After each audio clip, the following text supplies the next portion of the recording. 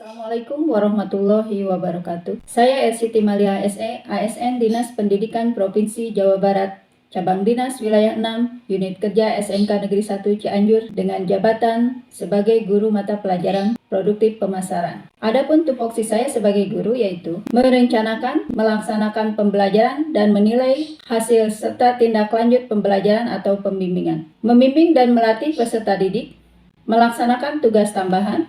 Saya memiliki target kinerja individu yaitu merencanakan, melaksanakan pembelajaran dan menilai hasil serta tindak lanjut pembelajaran atau pembimbingan mata pelajaran produktif pemasaran kelas 10 dan kelas 11 sesuai dengan program tahunan dan program semester. Membimbing siswa prakeri, melaksanakan tugas tambahan sebagai wali kelas. Target kinerja tersebut berkontribusi terhadap target kinerja perangkat daerah dengan target APM 72,56 poin serta berkontribusi terhadap target kinerja Gubernur Jawa Barat yaitu meningkatnya aksesibilitas dan mutu pendidikan dengan rata-rata lama sekolah 8,5 tahun dalam rangka mewujudkan Jabar juara lahir batin dengan inovasi dan kolaborasi. Saya ASN Jawa Barat paham akan tupoksi dan kinerja.